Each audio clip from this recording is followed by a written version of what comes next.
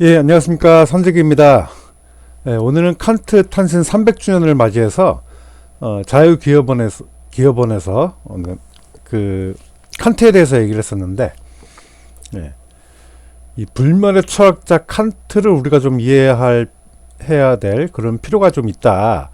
예, 그런 차원에서 이야기를 좀 한번 해봤으면 합니다. 그래서 칸트를 통해서 좀 세상을 좀 보자. 이런 주제로 이야기를 해보겠습니다. 왜 우리가 칸트를 이해해야 되냐면, 지금 자유대한민국은 굉장히 그 공산주의화가 완전히 진행된 그런 세상이라고 할 수 있죠. 이 무궁화 정신 이런 것도 완전히 다 사라져 버려 있는 그런 상태입니다. 왜 우리나라가 공산화가 됐느냐라고 반문을 하실지도 모르겠는데요. 결국에 이 철학이 부재한 상태이기 때문에 공산주의자가 공산주의화 됐는데 공산주의화 됐는지도 모르는 거죠. 왜냐하면 철학이 없기 때문에 어떤 기준인데 기준점을 완전히 상실한 거죠. 예를 들면 이 정부, 여기서의 정부는 이제 어드미니스트레이션의 개념을 이제 얘기합니다. 이 간섭이 너무 이제 과도한 거예요. 공산주의는 어떤 이 재산을 뺏는다라는 그런 개념이 있는데, 대표적으로 지금 대한민국의 그 시공사를 상대로 하는 개발이익 환수 제도가 있죠. 개인이 집을 짓고 그 집에 대한 가치가 일정 부분 상향됐다 그러면 거기에 대한 그 기대 이익을 미리 뺏어버리겠다. 그게 개발이익 환수 제도입니다. 결국에. 각종 그 사회보험, 이 사회주의 보험으로 87년도에 이제 전환됐죠. 그런 연금들, 이게 강제성이 있는 겁니다. 안 내면 재산을 뺏기는 거죠. 실업급여, 이거는 이제 결국에 또 세금으로도 충당되는데, 이게 경제적 부담이 상당하죠. 물론 이제 그 실업급여 같은 그런 이런 문제들뿐만이 아니라 이 자기 돈도 아닌데 막 선심 쓰듯이 하는 그런 정치인들의 공약, 그에 따라서 만들어지는 법들, 정책, 제도, 이런 모든 것들이 지금 다 사회주의화 돼 있습니다. 지금 우리나라가. 굉장히 심각한 상태입니다. 그리고 중복되는 과세, 정책, 과세라든가 이런 정책들. 뭐, 예를 들어서 이렇게 개발이익을 환수한다 할 거면 법인세를 받지 말아야겠죠. 법인세를 받고 있다면 이런 걸 하면 안 되고요. 그렇죠? 분양가 상한제, 이미 이 개발이익 환수 이전부터 이런 제도가 있기 전부터 분양가 상한제라는 게 있었습니다. 그리고 뭐 최저시급, 이런 걸 계속 정부가 과도하게 간섭을 하는 겁니다. 뭐 영업 시간은 몇 시까지 해라, 뭐 이제 이런 걸 얘기하는 거죠. 우리는 그 기본적으로 그 공산화된 이유가 우리의 권리와 이 의무를 자꾸 헷갈리기 때문입니다. 예를 들어서 돌 던지고 화염병 던지고 한 그렇게 40년을 살았죠. 촛불 들고 리본 달면 그게 권리인 줄 알아요. 뭐 100번 양보해서 권리가 이럴 권리가 국민에게 있다라고 한번 가정을 한번 해보겠습니다. 그렇다면 거기에 따라서는 우리는 의무가 있다라고도 배우긴 했는데, 대표적으로 그런 의무에 따라오는 그 4대 의무가 이제 이런 것들이 있다라고 우리가 배웠어요. 그러면 정말 우리는 교육다운 교육을 받았고 교육다운 교육을 했느냐라는 정말 중요한 질문을 할 수 있겠죠. 우리의 자유를 우리가 스스로 다 이렇게 속박하면서 사회주의 세상대라고 우리는 교육을 우리가 했습니까? 저는 그렇게 배우지 않았어요. 이 자유를 지키라고 배웠고, 어떤 분들은 총을 들고 우리의 자유를 지켰지만, 자유는 이렇게 우리가 제대로 된 교육을 받고 하고 할 때 이제 지켜줄 수 있는 것입니다. 이런 모든 것들은 제도상에서 나타나는 거죠. 철학의 단계에서 나타나는 구체적인 성문화된 것이 아니죠. 그러면 우리가 교육을 한다 그러면 자유주의 교육을 해야 되는데, 항상 우리는 그 사회주의 교육으로 치달았습니다. 그것이 가장 문제라는 거죠. 그러니까 사회주의 교육에 빠져 있으니까 이런 모든 것들이 다 이렇게 실행이 돼도 우리가 지금 공산주의 세상에서 살고 있네라고 하는 것을 깨닫지 못하는 겁니다. 이런 것이 결국에 그 철학이 중요하다는 것을 반증하는 거라고 할 수 있어요. 결국에 이런 법 제도라든가 이제 이런 모든 법치주의가 성문화되지 않는 영역, 그 자연법의 영역이 이제 있는 것이고, 그런 자연 철학의 단계에 있는 개념들을 우리가 성문화시킬 때 헌법에 나타나는 거죠. 그래서 헌법에 결국에 민주공화국이라고 하는 이 공화의 가치를 우리가 이해를 해야 되는데, 사실 공화의 가치를 이해한다라고 하는 것은 결국에 이 자연 철학의 영역에 있는 이 자연법의 영역이라고 할 수가 있겠습니다. 이런 법에 따라서 법률이 만들어지고 시행령, 대통령령, 이제 총리령, 뭐 행정규칙의 훈령, 예규, 고시, 지침 등이 이제 마련이 되겠죠.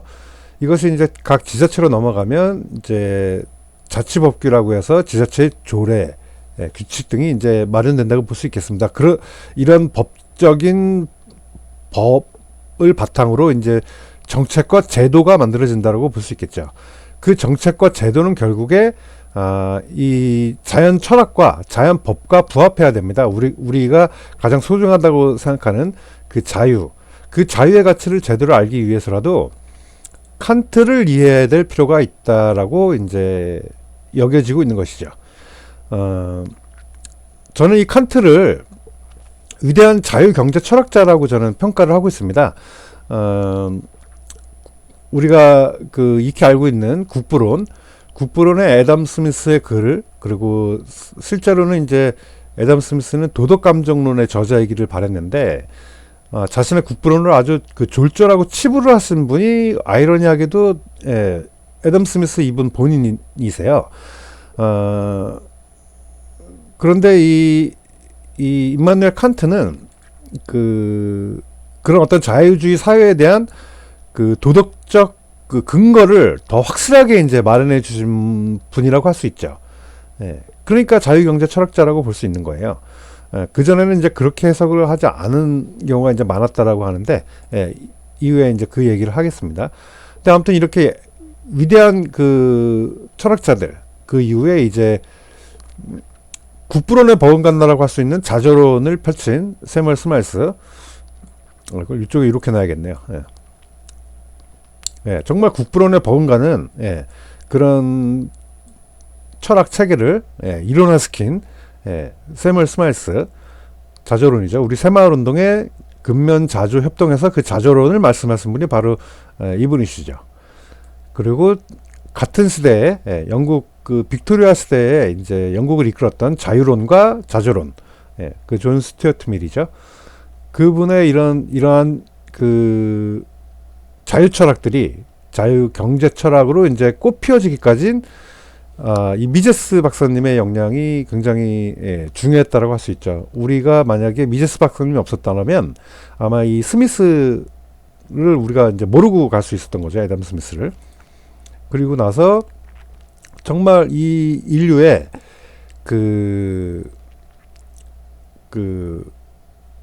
아주 진지한 사회주의 국가와 동구권의 전체주의와 이 자유서방 세계의 이 진지했던 어떤 이런 경쟁, 냉전의 시대에서 그 사회주의가 왜 작동하지 않는가, 사회주의가 왜 망할 수밖에 없는가를 아주 정확하게 이론을 펼쳐냈던 미제스 박사님과 같이 활동했던 오스트리아파의 프리드리 하이에크, 이분이 소련이 이제 망한다, 무너질 것이다 라고 아주 정확하게 일종의 예언을 하셨던 분이죠. 두 분 모두 이제 오스트리아 헝가리 제국에서 태어나신 분들이에요. 그래서 이분들의 사상이 이제 이승만 대통령은 이제 미제스 박사님의 사상을 아주 정확하게 이해하고 계셨던 가장 그 당시에 위대한 선각자였죠. 우리나라에서는. 그래서 우리나라의 미국식 헌법을 기초로 한 이 대한민국 삼권 분립에 의한 대한민국 대통령 제도가 이제 우리나라에서 시작될 수 있었던 거죠. 칸트를 이해하는 데 있어서 이렇게 임마누엘 칸트는 이러한 자유경제 철학의 그 일원으로 볼 수 있는 이런 해석이 좀 부정됐다라고 합니다. 그러니까 이건 제 얘기가 아니라 저는 이제 칸트에 대한 그 이해가 아주 깊지 않은 사람이기 때문에 아무래도 좀 더 권위 있는 분의 그 해석을 빌려올 필요가 있습니다. 얼마 전에 그 자유기업원에서 가졌던 민경국 교수님께서 이제 발표를 하셨는데요. 민경국 교수님께서는 이제 그 존 롤스의 정의론을 연구해서 박사학위를 받으신 분이시죠.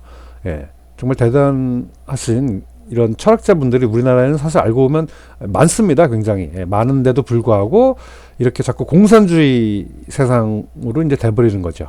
사회주의 세상이 된 거죠. 그러니까 정말 안타까워요. 이런 부분들을 우리 국민분들께서 다 전반적으로 어느 정도 이상의 그런 어떤 이게 정말 훌륭한 이 자유주의가 정말 훌륭한 철학이구나 라고 하는 거를 이해를 한다면 결코 이렇게 우리나라 사회가 사회주의화 될 수 없는데 자꾸 이런 거짓 선동에 자꾸 넘어가는 거죠. 정말 훌륭한 위대한 철학인데 발표한 이후에 다른 철학자분들이죠. 위대한 경제 철학자분들이 또 이렇게 질문을 하고 토론하는 과정이 정말 행복하죠. 이런 정말 성숙한 자세가 우리에게 필요한 겁니다. 이제 저의 관심을 끌었던 건 사실 이러한 세미나가 산림비전센터에서 열렸어요. 임업진흥원 내에 있는. 그래서 역시 이 산림민들에게는 이러한 철학이 상당히 이런 철학을 품을 수 있는 그런 산. 역시 이 산림민들이다라고 저는 이제 그냥 자화자찬을 하고 싶은 거죠. 아무튼 이 자유기업원의 이런 세미나가 좀 많이 사람들에게 좀 알려졌으면 좋겠어요. 그러니까 이 자유기업원의 구독자가 지금 4만 명이 채 안 되는데 이 자유기업원의 그 구독자가 한 못해도 40만 명 정도는 돼야 그래도 대한민국이 좀 발전할 수 있지 않을까 그런 생각을 좀 하는 거죠. 이렇게 엄청난 세미나를 가졌는데 이게 좋아요가 13개가 달린다라는 게 정말 이게 어떤 면에서는 정말 참담한 거예요. 그러니까 우리 대한민국의 수많은 학부생들, 석사과정, 박사과정 이런 연구자들 이렇게 많을 텐데 이런 게 왜 13개밖에 좋아요가 눌리지가 않을까. 그러니까 저까지 포함해서요. 저까지 포함해서 13개니까 이게 정말 참담하다라고 할 수 있죠. 그러니까 우리가 옳다라고 믿고 있는 신념에 대해서 우리 인간은 부족하기 때문에 항상 확신을 좀 갖고 싶어 하는 그런 동물이라고 할 수 있어요. 우리는. 그러면 어떻게 확신을 가져야 될까요? 그러니까 이런 세미나를 통해서도 가질 수 있을 것이고, 물론 이제 공부는 이제 좋은 책을 통해서 하는 거지만 우리가 너무 바쁘잖아요. 바쁘니까 이제 제가 또 이렇게 또 떠들기도 하고 이제 그런 거라고 할 수 있죠. 자, 아무튼 민경욱 교수님은 이제 이런 질문을 하세요. 왜 칸트가 중요하냐 해서 이제 우리가 철학적으로 정말 중요하다라고 할 수 있는 올바른 질문을 할 수 있는 자세. 정말로 그런가? 거기에 있어서 이제 칸트는 애덤 스미스의 그런 자연적 자유 시스템에 대한 윤리적인 지지를 한 사람으로서 도덕적 기초를 확립한 인물이다. 그분이 칸트이기 때문에 우리가 칸트를 봐야 한다. 먼저 이런 주장을 하시는 거죠. 그래서 고전적인 자유주의자다. 칸트는 정의. 특히 이제 민경욱 교수님이 하시니까 더 신뢰가 가는 거죠. 정의론을 얘기한 존 롤스의 정의론을 통해서 박사 학위를 받으신 분이기 때문에 누구보다도 정의에 대해서 깊게 알고 계신 분이시고 자생적 질서, 그러니까 미제스가 얘기했던 아담 스미스의 보이지 않는 손에 대한 그런 정의들, 이런 것들을 칸트가 잘했다는 거죠. 더군 나가서 법치국가에 대한 정의, 이런 거를 철학의 지평을 칸트가 다 열어줬다는 뜻입니다. 정말 그러니까 이제 불멸의 철학자라고 할 수 있는 거겠죠. 칸트는 이제 그 중심된 관심이 이제 윤리였다라고 합니다. 저는 이제 그 이런 어떤 세미나가 있었다라는 것 정도, 칸트를 재해석하는 그런 세미나가 있었다라는 것만 이제 소개를 해드릴 수 있는 것뿐이고요. 더 이제 관심을 가지신다면 그 유튜브에 자유기업원의 영상을 직접 좀 보시면 될 것 같아요. 제가 괜히 잘못 설명하는 거는 의미는 없을 것 같고, 이제 제가 얘기하려고 하는 바는 결국에 임마누엘 칸트는 위대한 자유경제 철학자였다. 그러니까 자유주의를 신봉하시면 된다. 이제 이런 말씀을 드리려고 하는 겁니다. 그러니까 미제스도 이제 이 복잡한 현상 문제에 대해서 관심을 가졌고요. 여기서 복잡한 현상이라고 하는 거는 이제 어떤 그 철학적인 단어입니다. 그러니까 이런 얘기들은 그냥 넘기도록 하겠습니다. 이게 잘못 이해하면 이제 그 오히려 더 이제 그 부정적일 수 있는 부분이거든요. 어떤 이런 현상의 문제에서 어떤 비모순율, 뭐 정업 명령, 가업 명령 이제 이런 것들이 이제 그 칸트에 의해서 정의가 되고요. 그런 어떤 자유경제 철학자 미제스 박사님에 의해서 또 이제 그 검증되고 있었다라고 하는 그런 얘기죠. 그래서 가압명령과 정업명령, 이 개념을 제가 어설프게 괜히 설명하지는 않겠습니다. 설명하지 않고 그냥 나중에 한번 그 동영상을 좀 보시면 정말 도움이 많이 됐을 것 같아요. 그 정말 권위 있는 학자시니까. 더군다나 이제 하이에크 역시, 프리드리히 하이에크 역시 이 정업명령은 행동규칙이 정의롭기 위한 조건이다라는 뜻에서 그 정의롭기 위한 거를 하이에크 역시 관심을 가졌다라는 거.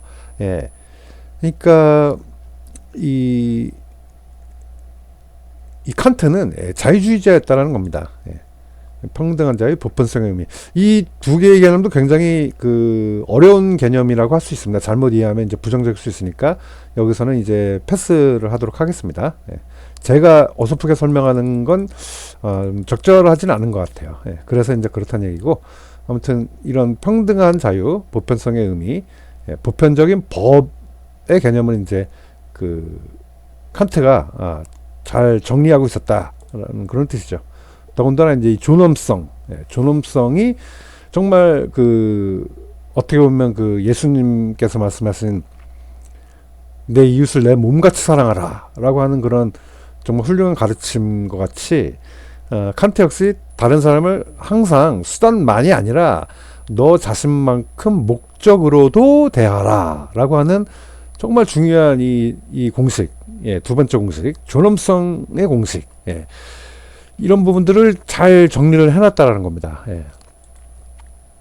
그래서 이 정업명령은 법다운 법이 될 조건, 법치 국가적 법에 대한 얘기를 뭐 하고 있다고 하는데, 이게 좀 어렵습니다. 그러니까 잘못 이해하면 이제 저처럼 정말 깊이 없는 수박 헛탈기식의 그 이해가 될 수 있기 때문에 여기서는 패스하도록 그렇게 하겠습니다. 아무튼 정말 좀 어렵다. 그런 부분은 확실히 있는 것 같아요. 아무튼 이런 중립적이어야 된다. 법은 그 자유시장과 이거 오타네요. 자유사회, 자유시장인데 지유시장. 죄송합니다. 아무튼 중립적이어야 한다. 이제 뭐 이런 얘기. 미제스의 자생적 질서. 이런 부분들을 이제 좌파들이 잘못 이해했다라는 거죠. 좌파들이 잘못 이해해서 오해에서 비롯돼서 이제 수많은 그 유사 철학, 유사 과학, 유사 학문 이런 게 이제 생겨났다 이렇게 볼 수 있겠죠. 이 자생적 질서에 대해서는 뭐 국부론에서 다 이제 얘기하고 있었던 겁니다. 그들이 설사 알았다라고 해도 관심이 없었을 목적, 그런 목적을 무의도적으로 달성하게 된다. 그러니까 이런 게 자생적인 질서라는 거죠. 패스하고, 보이지 않는 손. 실제로 그들은 공익을 증진할 의도도 없고 어떻게 증진하는지도 알지 못한다. 알지 못하지만 이 공익을 증진시킨다 이분들이. 아까 우리가 시장에서 열심히 그 물건을 팔고, 그 물건을 생산하기 위해서 열심히 그 일에 공장에서 일하시는 분들이 정말 세상을 나아지게 하는 분들이다. 그 개념을 우리가 빨리 알아야 된다는 거예요. 그러니까 정치인들이나 뭐 판사나 변호사나 이런 분들이 위대한 사람들이 아니라 시장에서 일을 하는 분들이 정말 위대한 사람들이다. 우리는 그분들을 위해서 법이 뒷받침을 해줘야 된다라고 얘기를 했던 사람이 바로 칸트라는 얘기입니다. 물론 이제 이 이론을 이제 애덤 스미스가 이제 얘기를 했던 거고, 거기에 대한 도덕적인 그 가치 부여를 이제 칸트가 했다라는 그런 뜻이겠죠. 이게 정말 중요한 겁니다. 자연에 감춰진 기획, 시장과 자생적인 질서에 의해서 이제 이 자유시장 경제가 돌아가는데, 가장 중요한 게 우리가 그 자유가 없다면은 부를 생산하는 활동이 번창할 수가 없는 거죠. 자유가 없기 때문에. 그래서 이 자유를 통해서 결국에 세계 평화가 이루어진다. 영구 평화론이다. 이 칸트의 이 주장은. 그러니까 이 자유를 우리가 정말 꼭 지켜야지 평화가 오는 것이죠. 근데 평화를 외치는데 반대로 이 자유를 없애고 있어요. 이게 얼마나 이게 끔찍한 생각이냐라는 거를 이제 간접적으로 이제 시사하는 바라고 할 수 있겠죠. 그래서 우리가 칸트를 더 이해해야 된다, 이제 이런 뜻입니다. 그리고 이 칸트는 시장의 질서와 함께 이 법 질서에 서로가 이제 상호 의존하고 있다. 이 의존성을 잡아내신 분이에요. 그래서 이 시장 질서는 법치 국가를 전제로 해야 되는데, 이게 이제 법이 자꾸 사회주의로 가니까, 이 철학적 영역에서 일단 궤도가 잘못 설정된 나라로 이제 우리는 가고 있는 거죠. 그래서 자유로운 경제 활동을 위해서 법이 뒷받침을 할 뿐이다.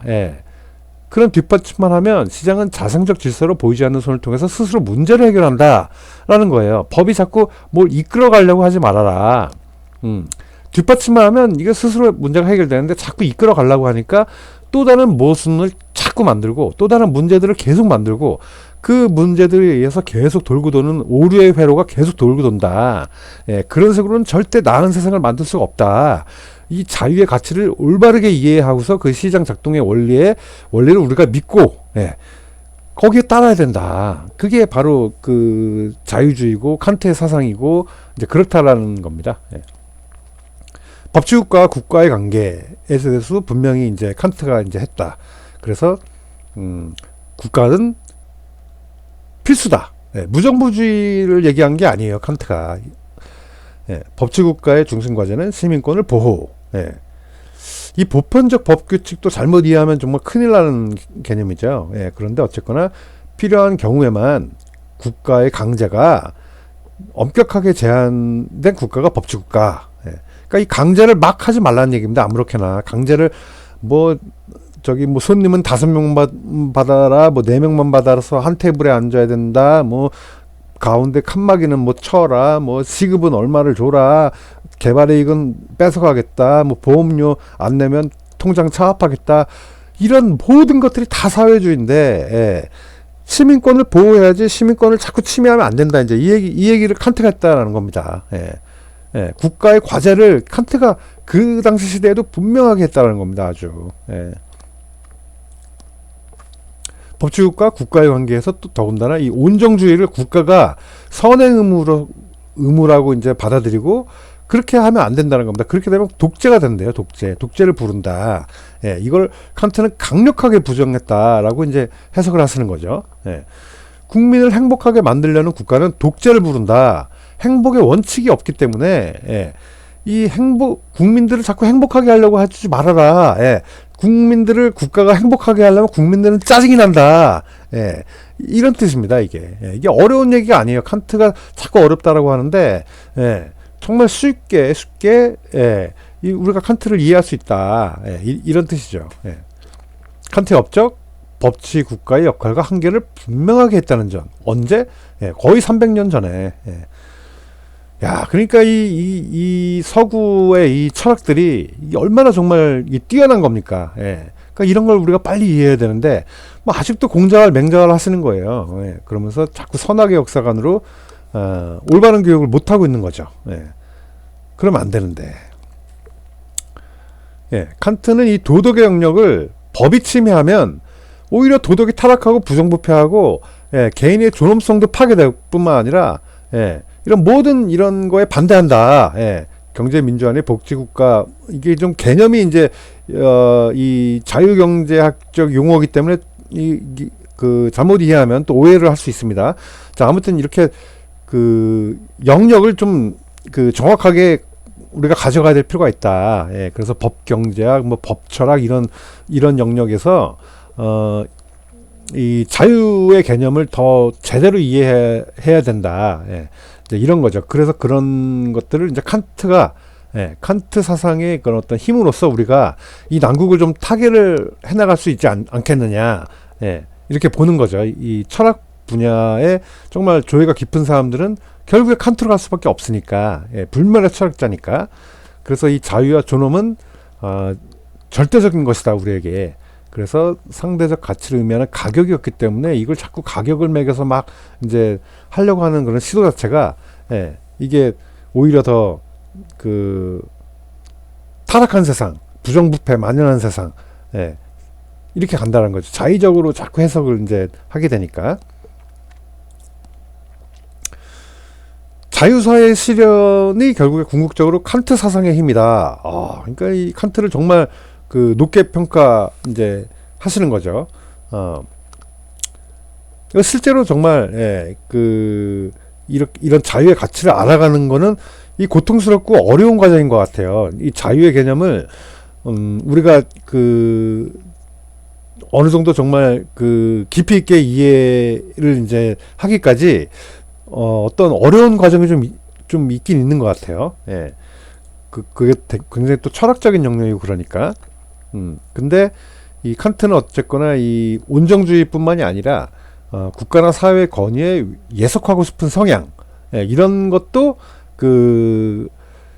극복해야 될 대상이라고 본 거죠. 그래서 지속적인 계몽이 필요하다. 우리는 모두 다 이제 이 세상을 잠깐 살아가다가 우리는 모두 죽는 거죠. 그래서 우리는 이 세상을 이제 다음 세대 후대로 물려주는 것인데 다음에 태어날 그런 사람들도 결국에 칸트를 또 이해해야 되는 거예요. 결국에 내가 이해한 게 다른 사람이 이해한 게 아니기 때문에 지속적으로 이러한 계몽 과정이 이렇게 훌륭한 학자분이 한번 딱 살아계셨다라고 해서 끝난 게 아니라 칸트가 있었다라고 해서 그걸로 딱 끝난 게 아니라 그 칸트의 사상을 계속 되물림해주면서 설명해주고 올바르게 이해시켜줘야 하는 그런 교육의 이 영역이 올바르게 서 있어야 된다는 거죠. 그래야 법 경제학을 하는 법철학을 하는 사람들이 자유를 잘못 이해해서 이렇게 그냥 막 그냥 개발이익 뺏어가자 막 그래도 법적으로 이런 걸 만들어도 그건 잘못된 거다 이렇게 생각할 줄도 모르는 그런 세상이 오면 안 되겠죠.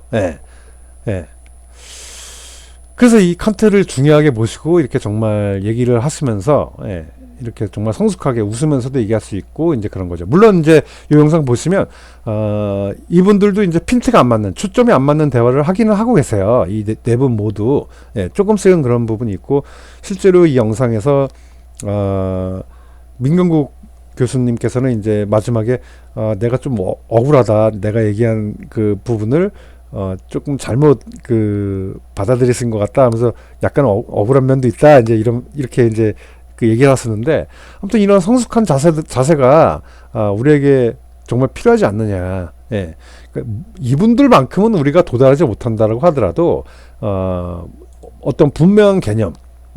칸트는 이 정말 위대한 그 자유 경제 철학자였다. 이 부분은 우리가 확실하게 이제 볼 수 있다라는 거죠. 자, 여기서 일단락 이 칸트에 대한 이야기는 여기서 일단 일단락을 하는 걸로 하고요. 이 칸트를 통해서 보는 세상이니까 지금부터는 이제 저의 좀 이야기를 잠깐 좀 두서없이 좀 해봤으면 합니다. 여기까지는 이제 칸트에 대한 그 이야기라고 이제 볼 수 있고요. 이 자유경제 철학이 한국에서 이 자리 잡지 못하는 이유가 분명히 있을 겁니다. 이걸 분명히 분석을 해야 되니까요.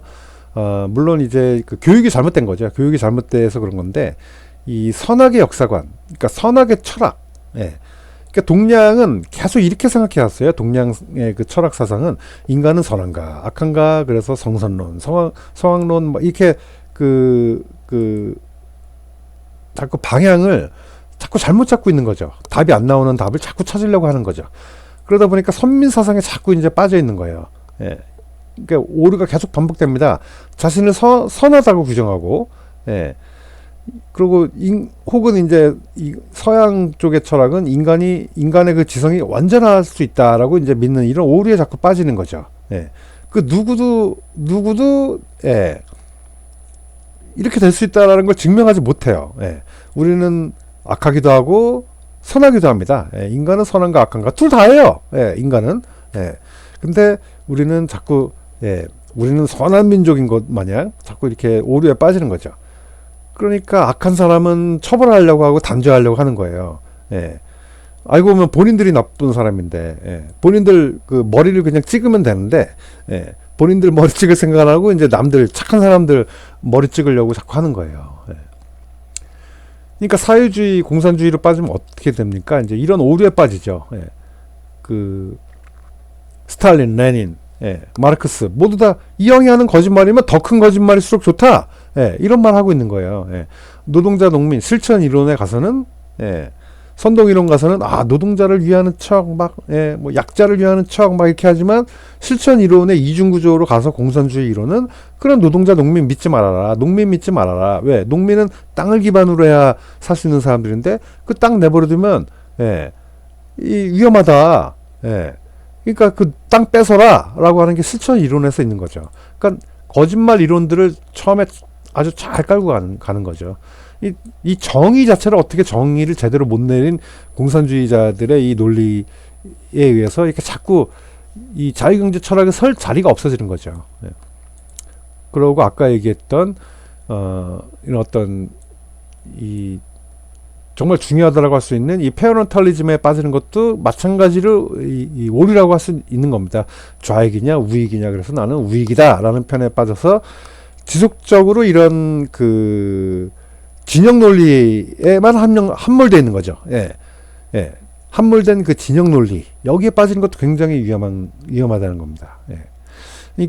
그러니까 이제 올바른 그 세상, 좀 더 나은 세상을 긍정적인 세상을 우리가 물려주는 후대에게 물려주는 그런 무궁화 정신이 우리에게 있어야 돼요. 진실을 추구하면서 살아가는 그런 과거에 있었던 이것도 역시 우리 고유의 그 동양의 철학이라기보다는 이 한국의 철학이라고 할 수 있죠. 예. 한국 철학. 예. 한국 철학하면 무궁화입니다. 결국에 이 철학을 우리 스스로 버리는 오류에 빠지는 거예요. 왜? 사회주의에 빠져 있으니까. 이런 진영 논리에 빠져 있으니까. 예. 이 근래에는 이제 피스주의로 이제 그 대변되는데 과거에는 이제 포스트 모더니즘 등 뭐 이제 이런 걸로 우리를 아주 그냥 정신 사납게 했죠. 예. 이런 어떤 폴리티컬 코렉트니스에 의하면은 그 정치 얘기, 종교 얘기 하지 말라고 하는데 이 철학 자체를 우리가 얘기를 하려면 신과 인간의 그런 사회를 얘기하려고 하면 그 정치 이런 거를 우리가 기본적으로 얘기를 안 할 수가 없는 거예요. 법과 제도. 예. 이런 거를 얘기를 우리가 무궁화 정신에 맞게 무궁무진하게 우리가 해석을 해보고 연구를 하고 이래야 과연 이 선조들이 왜 무궁화를 이렇게 중요하게 생각했는가라고 하는 그런 결론에 우리가 도달할 수 있는 겁니다. 그러니까 이 칸트를 이해하고자 할 때도 마찬가지로 그 칸트의 사상을 이해하려고 할 때도 결국에 마찬가지이듯이 우리나라의 이 고유했던 이 무궁화 정신을 이해하기 위해서도 이 정치 종교 얘기를 아주 적극적으로 할 수 있는 세상이 좋은 세상으로 가는 가장 빠른 지름길이에요. 근데 그거를 피스주의 이런 걸로 정치 얘기, 종교 얘기하는 거는 뭐 매너가 없는 거야. 이제 이런 빈털터리 철학으로 자꾸 빠져버려서 이 거짓말, 거짓 선동에 자꾸 빠지니까 우리가 빈털터리 철학밖에 없는 겁니다. 그러니까 철학 자체가 없는 거예요. 이 철학을 빨리 심어야 되는 거거든요. 그러니까 이 자연 철학이 황폐화가 되기 때문에 자연 과학이 당연히 발달할 수가 없죠. 예. 예. 이 자연 과학이 결국에 자연 철학에서 오는 거거든요. 결국에. 예. 당연히 자연 철학이 이렇게 황폐화가 되니까 법 철학이 막 들어와서 이게 이게 그냥 막 쑥대밭을 만들어 놓는 거죠. 예. 그러니까 정말 이 참담할 수밖에 없는 상황이라고 볼 수 있는 겁니다. 예. 우리는 지금 사유주의, 공산주의에 완전히 빠져 있는데 이걸 분간을 하지 못해요. 왜? 기준이 없어졌으니까. 왜? 기준이 자유인데, 예, 자유가 뭔지 몰라요, 우리가. 예, 그러니까 이 법, 정책, 제도가 그냥 온통 난리를 피는 그런 공산주의 사회에 살고 있는데도, 예, 뭐 칸트가 사유주의를 나은 거 마냥, 사유주의를 지지한 거 마냥, 뭐 이렇게 그냥 아주 그냥 막 그냥 엉터리 세상이 되는 거죠. 예. 자, 그래서 어쩌라고 이제 이런 올바른 그런 질문을 할 수 있는 자세가 중요하겠죠. 그러니까 자유를 지켜야 된다는 겁니다. 결국에 자유를 지켜야 되고, 이런 우리가 진리를 어떻게 찾아 나갈 것인가. 예. 이 진리 역시 이게 찾아가는 방법이, 예, 여러 가지로 이제 정리가 됐죠. 예. 구성주의에 의해서, 실용주의에 의해서, 축소주의, 나온주의, 뭐 정말 복잡합니다. 이런 걸 우리가 다 공부하긴, 예, 뭐 어렵지만 시간 없고요. 예. 이런 사실과 진리의 영역, 이게 항상 일치하지만은 않는데, 칸트가 역시 이 사실과 이 트루스의 관계, 그러니까 여기서는 이제 단순한 어떤 진실의 개념이 아니라 어떤 철학적인 진실, 그러니까 진리의 개념과 연결되는 사실과 진리의 영역도 칸트가 이제, 이것 역시 또 칸트가, 예, 잘 정의를 했죠. 예. 그래서 이 현상의 복잡한 현상, 좀 여기에 적용시킬지 모르겠는데, 제 강의래요. 제 발표가 이제 우리 협회에서 있는 거라, 예, 요거를 잠깐만 이제 언급을 해보겠습니다. 예. 이 나무를 보면 동서남북에서 보는 모든 모양이 다르게 존재하죠. 다르게 존재하는데 지피윤기선이 이제 한쪽에서 더 많이 발달해요. 예. 그러니까 다른 쪽에서는 지피윤기선이 발달하지 않은 것 같아서 가지의 결합이 좀 약한 거 아닌가? 그러면 저 가지 나중에 부러지는 거 아니냐라고 생각할 수 있을지 모르겠지만, 다른 한쪽에서는 이 굉장히 잘 발달되어 있습니다. 이 발달된 이유는 뭐냐면, 각 부위별로 영향을 끼치는 힘이 달라서예요. 중력, 압력, 인장력, 뭐 이런 여러 가지 힘, 예, 이런 힘들이 일정 방향으로 더 강하거나 더 약하게 작용하기 때문에 이 지피윤기선이 한쪽에서만 더 잘 발달하는 겁니다. 예. 이 BBR이라고 불리는. 그러니까 이 가지의 부착 강도를 이 나무는 더 좀 강하게 해야 될 필요가 있어요. 한쪽 곳에서는. 그러니까 그렇게 가지의 부착 강도를 더 강하게 물리적으로 일종의 인간으로 따지면 근력이라고 할 수 있죠. 그런 뼈대라고 할 수 있죠. 그런 걸 더 강하게 막 하려고 하다 보니까 수피를 부분이 이제 가지 결합 부위가 수피를 사살사살 뚫고 나와요. 예. 그걸 우리가 이제 지피윤기선이라고 하지 않습니까? 그러면 우리가 동서남북에서 한쪽에서만 보지 말고, 예, 여러 방면에서의 해석, 여러 방면에서의 시각, 그런 것들을 통해서 우리가 일단 진실의 단계에 우리가 다가서야 된다라고 하는 거예요. 예, 단순한 사실 말고. 그러니까 동쪽에서 봤는데 이 지피윤기선이 잘 발달하지 않았어요. 그거는 사실이에요, 분명한. 예, 동쪽에서 보면 이게 잘 안 보였는데 서쪽에서도 보고 위아래에서도 보고 하니까 생각보다 지피윤기선이 충분하게 발달돼 있더라라고 하는 게 이제 진실의 영역이라고 할 수 있겠죠. 그럼 진실의 영역을 토대로 해서 우리는 이제 진리로 나아가야 된다. 예. 이런 자세를 우리가 좀 가져야 된다. 예. 그래서 이런 토론이 필요한 거죠. 세미나를 통한. 예. 이렇게 봤더니, 정말 이렇게 볼 수 있군요. 라고 하는 이런 얘기들. 예. 이런 얘기들이 정말 성숙하게 오갈 때 우리의 인식이 이제 같아지는 것이고, 예. 그런 인식을 바탕으로 세상이 좋아지는 것이지, 저 같은 사람이 그냥 혼자 딱 튀어나와서 이게 진리입니다. 이거 뭐 됩니까? 안 되잖아요. 예. 그러니까 우리가 다 같이 진리를 향해서 이제 노를 젓듯이 나아가는데, 노를 젓는데 어떤 사람은 또 방향타를 잡을 것이고, 어떤 사람은 옆에 있을 것이고, 각각의 방향에 있어서 방향이 아니면 이쪽은 좀 노를 짓지 말아야 돼요. 예.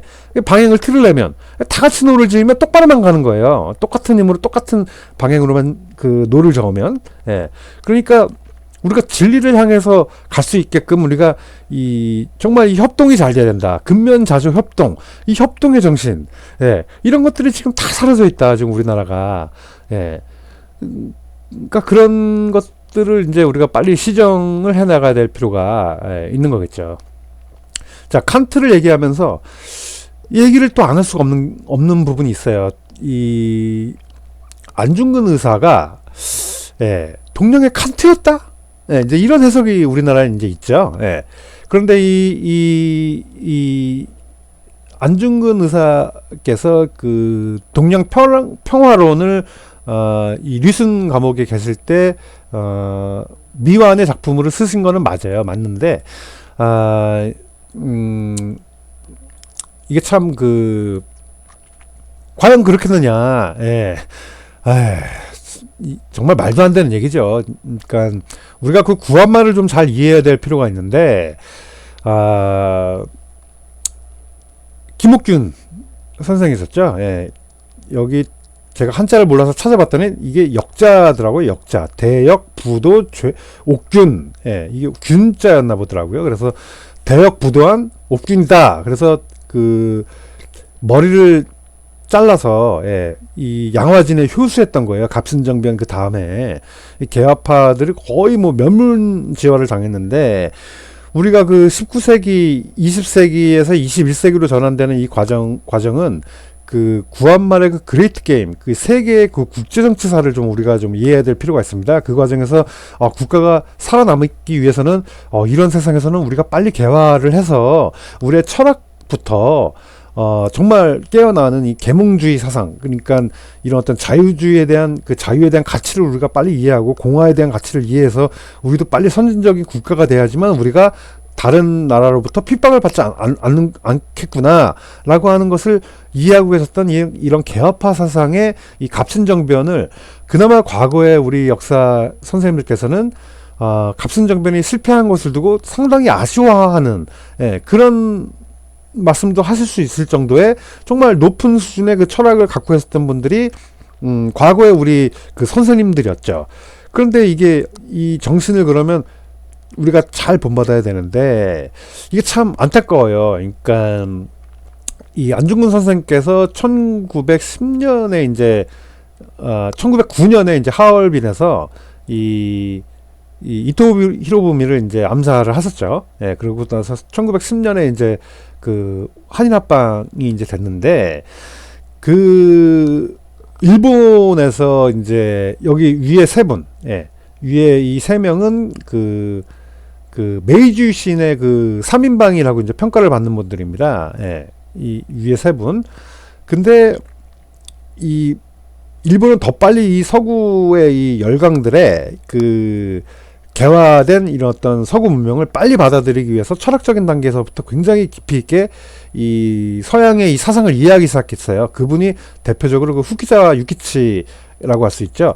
이분이 바로 제가 그때 이제 설명해 드렸던 자조론, 이 자조론을 일본에서 이제 빨리 이해하도록 그 한 분이 바로 후키자와 유키치라고 이제 할 수가 있습니다. 그런데 이 후키자와 유키치라는 이분이 사실은 갑신정변의 그 무기도 대주고 뭐 이제 이런 어떤 모든 걸 다 이제 주도하신 분이 어떻게 보면 후키자와 유키치라고 할 수 있어요. 그러니까 국내에서 주도한 분은 이제 김옥균 선생님이신데 이 후키자와 유키치는 자신의 나라, 그러니까 일본이란 나라가 일본의 나라 입장에서 조선이 만약에 러시아랑 손을 잡고 이렇게 중국의 속박 속에서 러시아와 손을 잡는 순간 일본은 정말 이 잘못하면 이 서방 자유세계, 그러니까 권리장전을 통한 영국의 어떤 이런 문화, 헌법을 통한 이 헌법이라고 하는 건 미국에서 가장 그 오래된 그런 개념이죠. 그러니까 권리장전의 개념과 헌법의 개념으로 그 국가를 이 새로운 세상으로 이끌어갈 수 있는 이런 그 철학적인 깊은 단계에서의 수많은 사조 철학들을 이해하고 있었던 그 일본인으로서 일본을 지키기 위해서 조선을 빨리 개화시켜야 한다. 그래야 우리도 안정이 된다. 옆에 나라가 그 빨리 그 강한 나라가 돼야 된다. 그래서 대아시아주의를 얘기했었던 분이 바로 후키자와 유키치죠. 그래서 조선을 돕기 위해서 이 갑신정변을 일으킨 분이 결국에 후키자 유키치인데, 이게 조선이 도저히 이제 가망성이 없다, 가능성이 없다 그러니까 여기 있는 이 세 분은 이제 이노우에 이 가오루 이분도 이제 그 우리나라라기보다는 그 전에 이제 조선의 그 많은 개화파 인물들에게 이제 그 신식 문물을 전달해주고 이 개화를 돕기 위해서 하셨던 분인데, 이제 이런 분들이 대표적으로 이제 안 되겠다. 예. 이거 안 되겠다. 이렇게 가갖고는 안 되겠다. 이거 이러다 잘못하면 일본도 망한다. 예. 그러니까 이제 정한론의 이제 대표 주작격으로 바뀌신 분들이 바로 이 세 분이라고 할 수 있죠. 그러니까 메이지순을 같이 열었는데 거기서 이제 그 다음에 생각이 바뀐 거죠. 예. 그러고 나서 이쪽에 있는 분들은 이제 아니다. 그러니까 정한론이라고 하는 건 이제 조선을 정벌해야 된다는 얘기인데, 이 세 분은 이제 아니다. 우리는 내치에 지금 힘을 써야 된다라고 얘기했던 분들이 이제 이분들이죠. 예. 예, 그러니까 이제 우리가 조선을 정벌하자라고 하는 사람을 만약에 안중근 의사가 우리 입장에서는 그런 거죠. 안중근 의사님께서 만약에 사이고 다카모리 장군을 죽였다, 그러니까 암살했다 그러면 뭐 우리한테는 의사일 수 있어요. 왜? 예, 정한론을 주장한 사람들이니까. 그러면 예, 의사일 수 있는데, 일본의 내치에 힘쓰고 조선은 우리가 이렇게 정벌하고 막 이러면 안 돼. 이거 이웃나라야. 이웃나라 이렇게 우리 격을 갖고 정말 신사적으로 이렇게 돼야 돼라고 하는 생각을 갖고 있었던 분 중에 한 분을 이제 죽인 거예요, 결국에. 예, 나중에 알고 보니까. 예. 그러니까 이게 그냥 막 애국을 해야 된다 그래서 막 독립운동을 하면 안 된다는 거예요. 철학이 없이 독립운동을 하면 이게 정말 이 또 다른 오류를 계속 만들면서 세상을 더 복잡하게 만든다는 거죠. 그러니까 1909년에 이토 히로부미를 암살한 거예요. 이토 히로부미 같은 경우는 이제 이 조선에 오기 전에도 이웃나라 조선에 정말 이렇게 강제적으로 막 하거나 이렇게 막 압박을 하거나 뭐 이게 나쁘게 하지 않겠다라는 얘기를 입헌정후에서 송별회 때 하고 이제 조선으로 온 분이죠. 예. 우리는 그런 걸 잘 모르잖아요, 내용을. 예. 그러니까 뭐 이토 히로부미가 뭐 막 나쁘게 한 줄 알았는데, 이분이 하얼빈에서 암살 당할 때 하얼빈에 간 이유 자체도 러시아하고 평화 조약 맺기 위해서 간 거였어요. 그러니까 이게 모순이 되잖아요. 예, 모순이 된단 말이에요. 일본 역사를 파고 한국 역사를 팠더니 이분이 평화를 위하는 줄 알았던 분인데, 이게 또 알고 봤더니 이토 히로부미도 엄청난 평화주의자였네. 예, 그러면 이게 어떻게 되는 겁니까? 둘 다 평화를 외치는데 누구한테 그러면 이게 정말 평화가 있었다라고 할 수 있어요. 예, 물론 우리가 우물안 개구리를 해석을 한다면 평화를 위해서 이 사람을 죽인다라는 그러니까 뭐가 처음부터 끝까지 이게 다 이제 논리가 안 맞는다라는 거죠. 그러니까 이 그레이트 게임이라고 하는 더 큰, 우리가 우물안 개구리로 이 우리만의 역사를 공부하면 안 되고, 이 세계사의 흐름을 전반적으로 다 이해해서 거기에서 우리 역사가 어땠는가라는 걸 좀 봐야 한다는 겁니다. 예. 그러니까 이 그레이트 게임을 이해하지 못한 조선, 그러니까 당시에 이해 못한 거는 사실 우리가 뭐라고 할 수 없는 것 같아요. 그런데 지금 시간이 거의 100년이 넘게 흘렀는데 그 그레이트 게임을 가르치지 않는 한국도 이제 문제라는 거죠. 그러니까 이 일본을 통한 경고를 했습니다. 미국과 영국은. 특히 이제 영국은, 왜냐하면 그 당시에 영어를 할 수 있는 사람이 없으니까, 이 이노우에 가오루, 이분 사진이 조금 이제 이때가 좀 젊은 사진인 것 같은데, 아무튼 이분을 통해서 이분이 정한론으로 바뀌기 전까지 이렇게 경고를 했어요. 근데 1차 수신사 김기수한테 했는데, 김기수가 귀국 후에 와서 이제 뭉개버린 거죠. 경고를 했는데, 야, 러시아랑 붙으면 정말 위험해져. 그러면 너네 나라, 우리나라 다 위험해져. 이렇게 얘기를 한 거죠. 했는데, 결국에 이제 얘기를 안 듣는 거예요. 조선이. 왜? 뭉개버리니까. 뭐 얘기하면 뭐 되겠습니까? 그러니까 김기수도 얘기를 안 했겠죠. 그거 조선에 와서는 씨알도 안 맥혀. 뭐 이제 이렇게 판단을 했겠죠. 예. 그러니까 아예 그 조선 책략이라는 책을 영국이 이제 그 리용장을 통해서 책을 써서 예, 청나라를 통해서 메시지를 전달을 해요. 예. 2년 뒤에. 예. 그랬는데도 이제 말을 안 듣는 거죠. 자꾸 러시아 쪽으로 이제 자꾸 이렇게 붙는 거예요.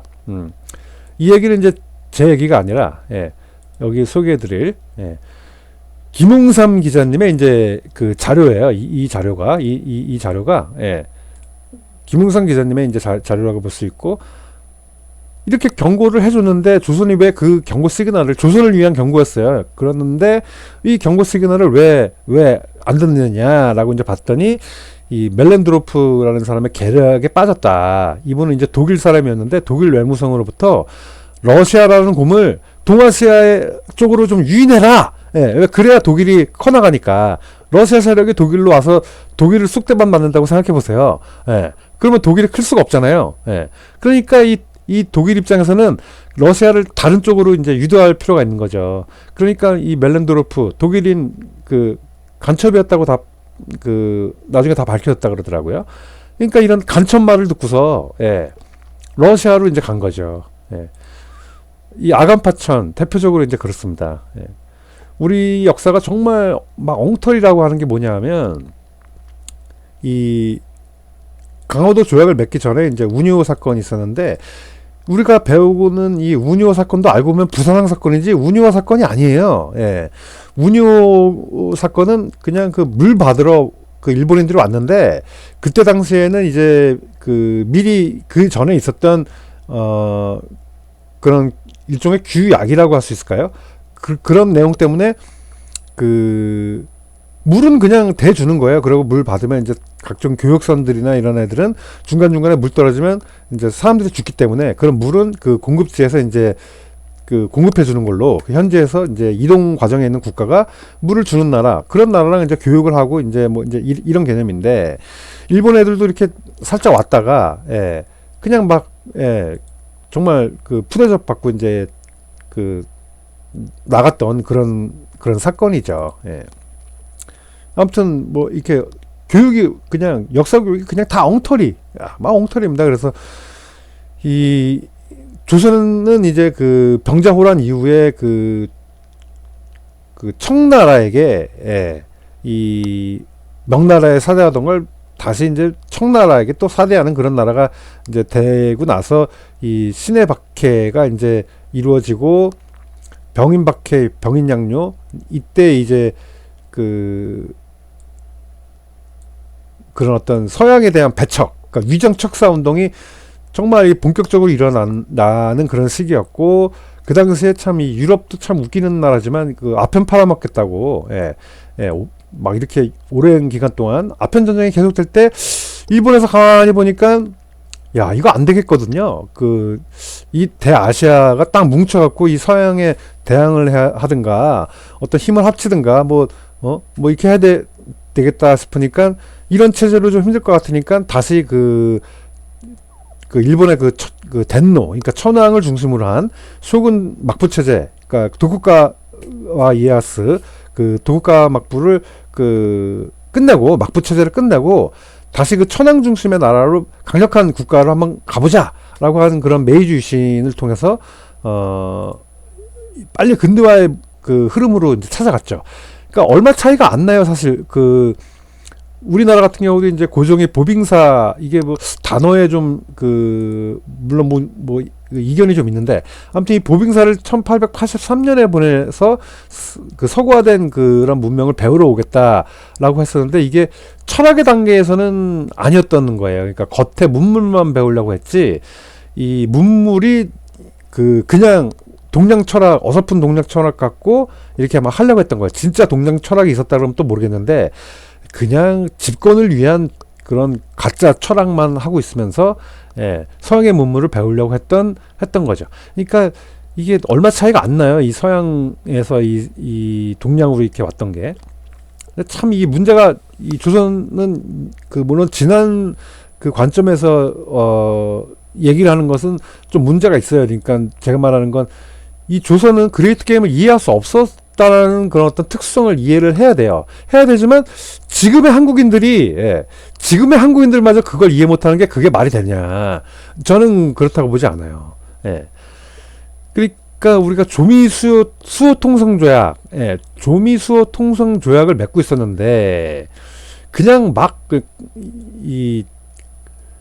그러니까 이게 참 설명해야 될 게 너무 많아요. 그러니까 이 강화도 조약 같은 경우만 하더라도 이게 조약이라고 볼 수 없고 이건 조기라고 봐야 된다. 이제 이런 생각이 있는데 뭐 아무튼 좋습니다. 그러니까 일본하고도 조약 맺고 뭐 미국하고도 맺고 조청 상민 수륙 무용 장정 해갖고 여기서는 청나라가 완전히 우리나라를 속국으로 조선을 속국으로 보는 그런 이 개념이 막 있으면 이게 그럼 조미 수육 통상은 뭐 어떡하라고 미국 애들 어떡하라고요 뭐 일본 애들 어떡하라고요 이게 다 연결이 된 조화성을 따져갖고 조약을 맺는 건데 이게 답이 안 나오는 거예요. 이 조선을 상대하려고 하니까 또 보빙사 보내놓고 바로 다음에 또 조로 조약을 맺어버려요. 그러면 이게 뭐 어떻게 되는 겁니까? 이게 그러니까 이게 답이 안 나오는 거예요. 답이. 그러다 보니까 이제 갑신정변을 이제 일으켰는데 갑신정변 그렇게 일어나고 이제 여기서는 또 조로조약이 있고 그러니까 거문도 사건도 일어났었죠. 영국이 거문도를 그냥 점령해 버려요. 일본에 있던 그 군대를 보내서. 그러니까 이런 일련의 일들이 딱 나타나면서 이제 자꾸 이 국제 사회 질서라든가 국제 정치에 자꾸 뻘짓을 해버리다 보니까 청일 전쟁이 일어났죠. 일본 입장에서는 이제 청과 전쟁을 할 수밖에 없는 거죠. 왜냐하면 이제 이런 동학혁명 막겠다, 임오군란 막겠다 하면서 일본을 다 끌어들였는데 청나라며 일본이며 다 끌어들였죠. 갑신정변은 바로 그 위안스카이 그 원색에 끌어들여서 다 막아버리고 이 정말 외국 세력들은 다 끌어들였는데 아무런 권리를 이제 얻지 못하니까 결국에 이 청나라와 일본 간의 전쟁이 있을 수밖에 없는데 참 이게 아직도 청일 전쟁이라고 가르쳐지잖아요. 우리는 왜 청나라가 먼저입니까? 청나라가 우리를 계속 속국으로 대했는데 그러니까 이것도 문제가 있는 거예요. 우리는 지금 이제 자유민주주의 국가가 만들었다 그러면 일청전쟁이라고 해야죠. 지금의 일본이 우리랑 더 가까워져야 되는 나라죠. 어떻게 공산주의 그쪽에 그 사람들한테 먼저 할 수 있느냐. 러일 전쟁도 마찬가지죠. 일러 전쟁이라고 해야죠. 일러 전쟁. 이게 모든 용어부터가 완전히 다 엉터리라는 거예요. 우리나라 이 역사 교육은. 그러니까 이런 흐름 속에서 결국에 이토 히로부미를 암살하고 한일 합방을 당한 겁니다. 결국에. 그러니까 을사조약이라는 게 뭐예요? 그 외교권을 박탈하겠다는 거예요. 그 박탈하는 거 고종이 다 돈 받고 그냥 이렇게 해줬잖아요. 그러면은 외교권이 없는데 막 헤이그 특사를 보내요. 외교권이 없는 나라가 왜 헤이그 특사를 보내요? 그렇잖아요. 그러니까 이게 일본 입장에서는 이게 전혀 국제적인 어떤 이런 흐름에서 막 조선을 도와서 개발을 시켜서 조선도 빨리 발전을 시키고 그러면 우리도 경제적인 부담이 덜 되니까 빨리 조선을 키워서 함께 이 러시아를 견제를 해 나가면서 이 자유서방 세계 국가의 이 자유무역 체계, 자유교역을 할 수 있는 이런 국제정치의 그 흐름을 같이 우리도 쫓아가자. 그래서 우리 자유도 지키고 조선 사람들도 자유를 누리고 사는 그런 세상이 되자. 이렇게 하는 거를 이 조선이 이해를 하고 있지 못하다 보니까 결국에는 아예 안 되겠다. 한일 합방. 그래서 그냥 조선국 이렇게 만들어버린 거예요. 그러니까 나라를 결국에 뺏긴 게 이제 1910년인데 그러니까 우리가 계속 이렇게 잘못된 판단을 했다는 겁니다. 실제로는 이렇게 그 독립문을 지으면서 그 대중국 독립 정신이에요. 우리나라에서 말하는 독립 정신은 이렇게 속국으로 그냥 딱 명백하게 그 서류에 그 조약의 단계에서 이게 뭐 장정이라고 하니까 이제 그 어떤 국제 통상 수호 통상 조약과는 좀 개념은 다르지만 어쨌거나 이게 우리가 서로가 서로를 계속 자꾸 이렇게 거짓으로 속이니까, 예. 정말, 근대화된 나라 입장에서 봤을 때는 너무 사기가 많은 거예요. 그러다 보니까 전쟁 한번 이렇게 제대로 치르지 않고 그냥 나라가 그냥 없어졌어요. 예. 아니, 식민지가 되는데 전쟁 한번 안 하고 나라가 없어진다는 게 말이 안 되잖아요. 임진왜란 때 우리가 얼마나 일본과, 예, 조선과 이순신 장군께서 얼마나 힘들게 버텨내셨어요. 승리를 이끌면서. 근데 이 구한말로 와서는 그냥 어떻게 그냥, 예, 엉터리로 그냥 이렇게 그냥 흘러가다가, 예, 결국에 그냥 전쟁 한번 없이, 예, 나라가 그냥 망한 겁니다, 결국에. 그러니까 이걸 반대로 가르치는 거죠. 헤이그 특사를 보내서 이준 이상설 이렇게 보냈는데, 예, 입장을 안 돼서 이준 선생이 할복해서 죽었다. 여기서부터 가짜 뉴스가 그냥 막 나오는 거예요. 예. 그 가짜 뉴스죠. 무슨 할복을 합니까? 우리나라 조선 사람들은 그때 당시에 신체 어쩌고 저쩌고 하면서 부모가 물려준 그 신체를 해야 하는 게 아니라고 머리도 깎지 말아야 된다 막 이런 사람들이 살고 있던 그런 시절에 할복해서 죽는 건 일본의 문화지 우리나라 문화가 아닌데 그거를 잘 이해하지 못하는 사람들이 이준이 할복해서 죽었다 그러니까 그거를 소문낸 사람들이 신채호 선생이죠. 예. 이런 정말 우리나라 역사에 어떻게 보면 정말 뭐라고 해야 될까요?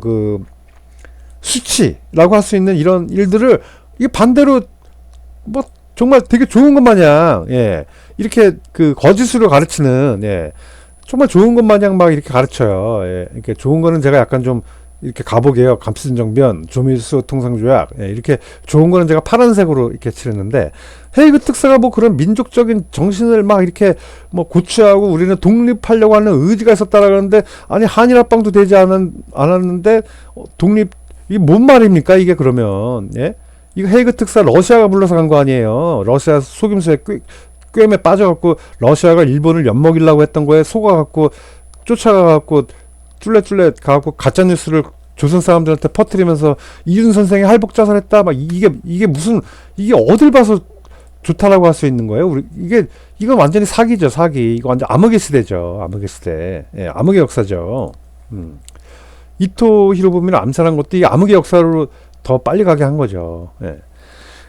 그러니까 이런 거를 이해를 해야 되는데, 예. 자유시천변 역시 독립운동가들 분들이 1921년에 완전히 다 여기 만주 지역에서 사라집니다. 이게 극동 지역의 스보보든이라는 시인데 이게 이제 자유로운 이런 뜻을 갖고 있나 봐요. 러시아어로. 그래서 그 시를 이제 우리가 자유시 이렇게 부르는데 여기서 완전히 참변을 당해요. 독립운동 하겠다는 분들이. 그러다 보니까 그때 당시에 만주에서 독립운동 활동하던 분들은 이제 여기서 완전히 다 사라져서 소련으로 끌려가서 카자흐스탄, 우즈베키스탄 이런 데로 다 그냥 강제 이주를 당하죠. 예. 박정희 대통령 같은 경우는 1917년도에 태어났는데 21년이면은 이제 4살, 예. 만우는 3살 이제 그렇게 되는 4살, 예. 요런 나이에요. 요런 나이에 계신 분이 어떻게 독립군을 학살합니까? 그때 당시에 구미에 거기서 살고 계셨는데, 예. 이 만주 지역에 있는 어른들을 어떻게 죽여요? 예. 어떻게 학살을 한다라는 거예요? 그러니까 이게 완전히 거짓의 역사예요. 우리나라 역사 책 자체가 처음부터 끝까지. 예. 이게 정말 큰일이라는 거죠. 예. 그러니 이 철학이 제대로 이 토양이 좋아야 나무를 심는 거듯이 역사를 제대로 배워야 올바른 철학도 심을 수가 있는 건데 아무튼 처음부터 끝까지 다 거짓이야. 다 거짓. 예. 그러니 이게 될 수가 있습니까? 그러니까 외국 나가서 공부를 해야 일본 내막기 이게 이승만 대통령이 1941년도에 출판을 하셨는데 출판하기 전까지 이제 시간이 있으니까 이 얼마나 오래전에 이 일본 내막기 재팬 인사이드 아웃을 쓰신 걸까요? 예. 근데 아니나 다를까, 예. 그 책들을 막 9월 달에, 막 10월 달에 사람들이 정말 대단하다 막 하면서 이제 인정을 막 받고 있었어요. 사실 일부로부터는. 근데 아니나 다를까 정말 일본이 태평양 전쟁을 딱 일으키면서, 예. 예. 미국을 이제 치는 거죠. 예. 진주만 공격을 하면서.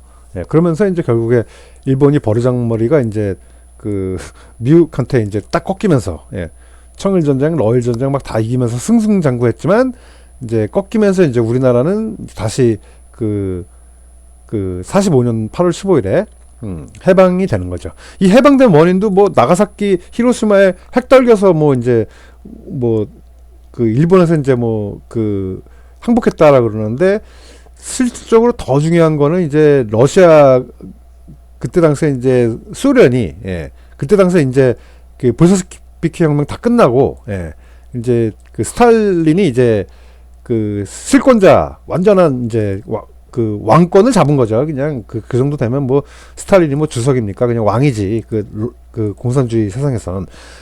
그러니까 그 스탈린이 이제 가만히 봤을 때, 예, 요거 잘하면 극동아시아 쪽에 잘 이렇게 하면은 미국하고 저기 중국을 확 따돌릴 수 있겠는데, 이제 이런 걸로 이제, 예, 이 극동으로 들어오는 겁니다. 그러니까 일본에서 더 이상 그 어떻게 버틸 수도 없고, 아마 핵무기를 몇 방 떨궜어도 일본은 그 항복하지 않았을 수 있어요. 예. 근데 이제 더 이상 이제 버텨낼 수 있는 이제 이런 게 없다 보니까, 뭐 일본에 항복했다 이런 다른 어떤 얘기도 이제 많이 진행되는데, 아무튼 그게 중요한 게 아니라, 이런 어떤 그러니까 이견들이 굉장히 많아요. 어떤 거 하나를 딱 보더라도, 예, 다 이견이 많습니다. 우리나라는 이것도 혁명이라고 볼 수 있느냐? 예, 저는 없다고 봐요. 저는 이런 것도 운동이라고 봐야 된다. 뭐 일단 흐름, 예, 동학 흐름, 예. 뭐 이제 이렇게 봐야지. 이걸 뭐 혁명? 아니 그러면 뭐 농민들이, 예, 그 저기 뭐 왕권을 잡았어요? 뺏어갔어요? 아니잖아요. 예. 다 죽잖아요, 결국에. 예. 전봉준이 이제 이끌었던 동학운동. 그 결국에 이제 이런 역사적인 그 수많은 해석들이 있는데, 이런 걸 못하게 하는 거예요, 이제 우리나라가. 예. 참, 그러니 이게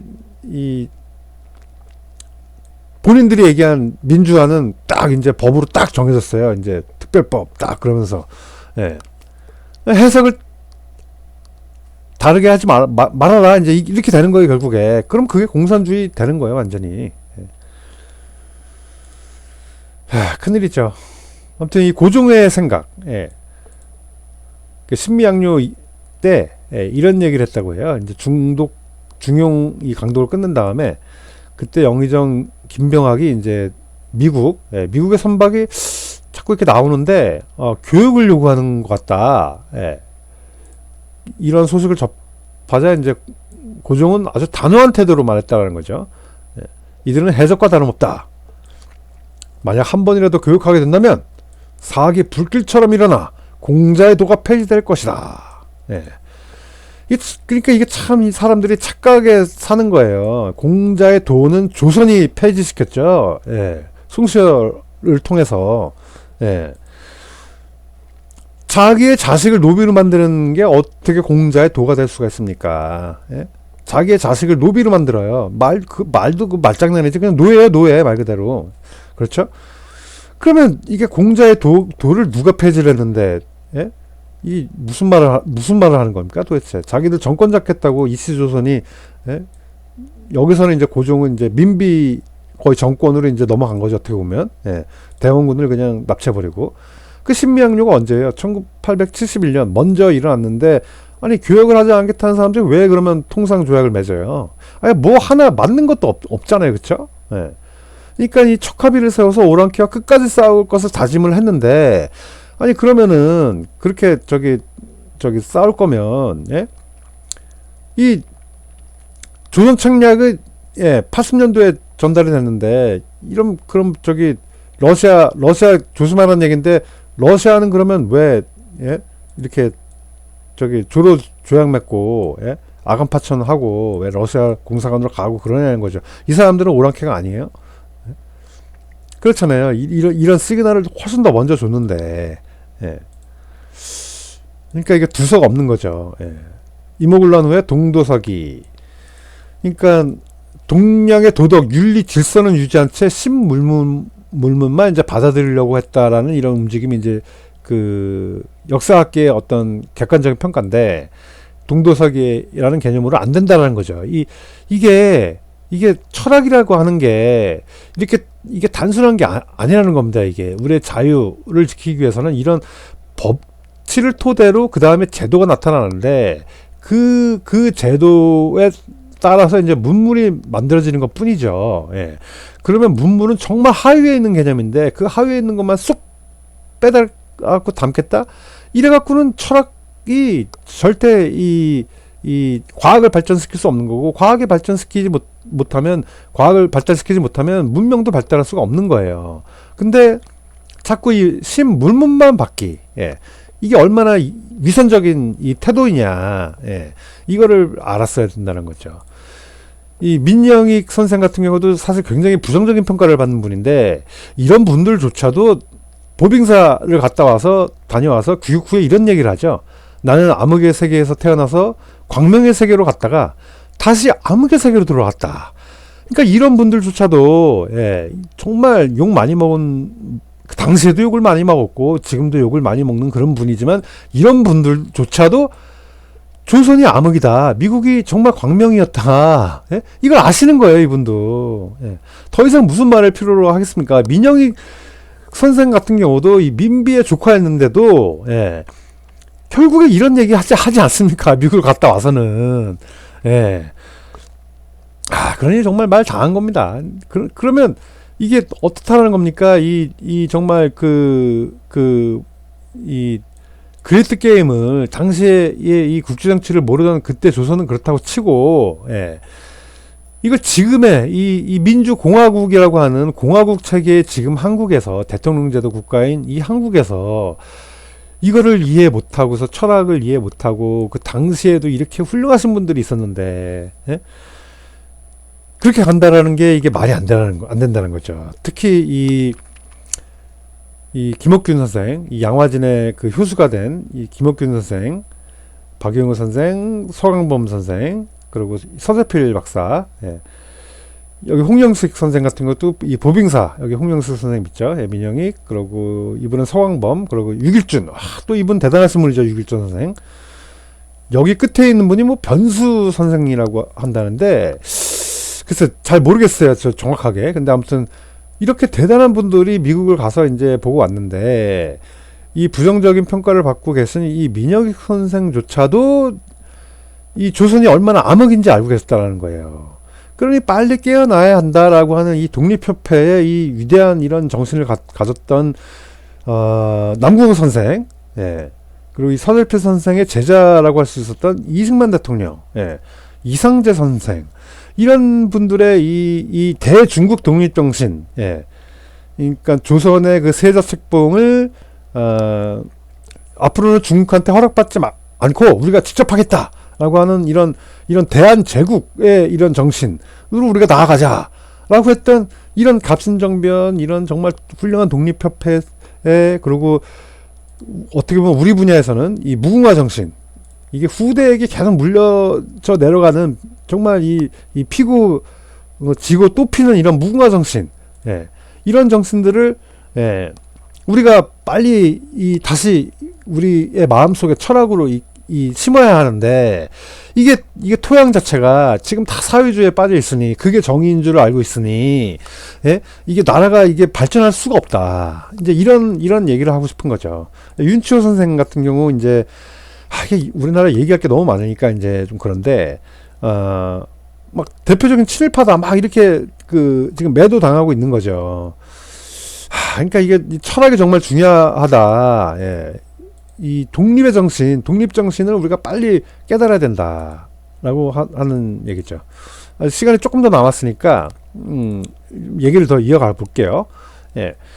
이 윌리엄 스미스 클라크, 이분이 이제 홋카이도 대학에서 소년이여 야망을 가져라라고 하는 이런 철학을 이제 말씀하신 분인데, 제가 지난번에도 설명드렸듯이 이 야망이라고 하는 것이 이게 그냥 성공에 대한 그 야망을 얘기한 분이 아니었다라는 거죠. 이 기독교 정신에 입각한 온갖 선한 덕목의 철학들, 그런 덕목들을 잘 배워서 훌륭한 사람이 되라 라는 그 뜻이 바로 그 ambitious라고 하는 그 뜻이에요. 결국에 야망이라고 하는 뜻이 그런 야망이 아니 성공 욕구를 얘기한 그런 야망이 아닌데 이 철학을 잘못 이해하니까 자꾸 그 성공하기 위해서 막 그냥 그 예를 들면 유방과 같은 사람이 돼서 막 정말 막 나쁜 이런 사기질, 예? 이런 사기짓으로 김일성처럼 막 사기질 쳐갖고, 예?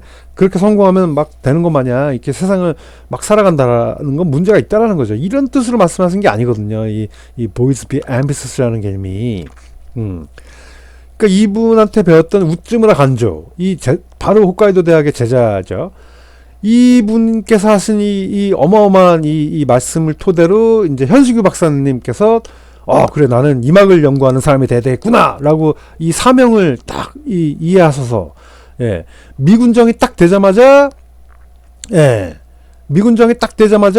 이 현식유 박사님을 미군정에서 딱 해방 이후에 미군정 여기서 바로 현식유 박사님을 딱 콜한 거죠. 그 임업시험장장 맡아달라 딱 하면서 그러니까 이게 이런 철학의 일련의 이런 흐름에 있었던 이런 현승유 박사님을 또다시 이게 3대로 알고 있는데 이게 아무튼 위키피디아가 좀 이런 식이에요. 뭐 예를 들면 장택산 선생 뭐 가면 위키피디아에서 검색하면 뭐 외무부 장관 막 이러고 있어요. 우리나라 그런 나라예요. 그러니까 현승유 박사님 사진 하나 정말 제대로 된 사진이 안 올리고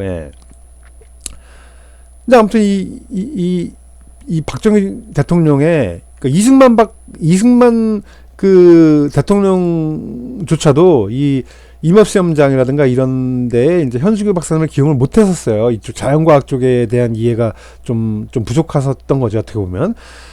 그러나 이 박정희 대통령은 딱 바로 63년도에 그냥 바로 이제 청장으로 임명. 이 정말 그러니까 이 박정희 대통령이 얼마나 대단하신 분입니까? 근데 이런 분을 우리가 독재자라고 부르는 거예요, 지금. 그러니까 이게 얼마나 큰일입니까? 우리나라 이 산림녹화의 이 기적을 이룰 수 있게 했던 이 5인방 시스템. 비서실장의 김정렴이죠, 제가 발음을 잘해야 되는데, 김정렴 비서실장님, 김현옥 장관, 그 손수익 청장님, 이 모든 일이 가능할 수 있게끔, 정말 그 중요한 요소마다, 정말 이 따뜻한 마음씨로 이 박정희 대통령을 이렇게 도왔던 이 유경수 여사님의 이 정말 바다보다 더 넓은 이런 따뜻한 모든 국민을 이 정말 자기 자녀처럼 이렇게 대해주시려고 했던, 이런 엄청난 이 무궁화 정신입니다, 이게. 정말 이 대단한 이런 철학을 우리가 왜 다 버렸습니다. 지금 다 완전히 버렸어요. 지금 완전히 해체됐고 자기의 사명이 무엇인가 알고자 하고 그리고 그 사명대로 사는 길은 지금 자기가 처해 있는 자리에서 할 수 있는 최선을 다하는 것이다. 이게 현승규 박사님이 얘기하신 게 아니라 현승규 박사님이 얘기하신 게 아니라 우쯔무라 간조의 얘기예요. 우쯔무라 간조의 나는 왜 크리스천이 되었는가라고 하는 이런 그런 어떤 기독교적 철학이에요. 기독교적인 그런 철학을 클라크 교수로부터 이제 배운 거고 그 글을 이제 그 정희섭 선배로부터 이제 이거 읽을만한 책이야. 우쯔무라 간조 책은 읽을만해.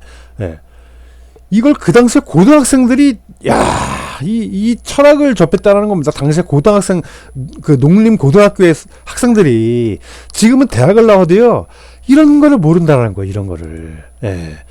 그러니 이게 참 정말 얼마나 이 우리나라 교육이 다 엉터리로만 꽉꽉 채워져서 대학을 나와도 boys be ambitious라는 뜻을 이해를 못해요. 그러니까 민주공화국인데 공화의 가치를 이해를 못해요. 우리나라 사람들이 대학을 나와도 자유가 뭔지도 몰라요. 우리나라 사람들은. 그러니까 이게 정말 큰일이라는 겁니다. 이게 철학을 빨리 이 좋은 온갖 선한 덕목의 이 철학들을 빨리 심어야 되는데 더군다나 이 김현옥 장관은 또 어떤 분이었습니까? 이 산림녹화가 정말 중요한 절체절명의 국가적 과제라는 걸 바로 딱 인식하시고서 이 내무부 장관을 바로 하실 때 정말 나는 뭐 내무부 장관은 차관이고 나는 산림부 장관이야. 라고 그냥 입버릇처럼 하셨던 분이에요, 이분이. 예. 이 산림 녹화가 정말 얼마나 중요한 것인지를 몰랐다면 절대 할 수 없는 그런 얘기였죠. 예. 근데 이분은 그렇게 나오신 거예요. 그래서 아주 적극적으로 이 손수희 청장님을 도우면서, 예. 이 우리나라 산림 녹화가 될 수 있도록 정말 앞장서서 그 도와주신 분이 이제 김현옥 장관이라고 할 수 있죠. 예.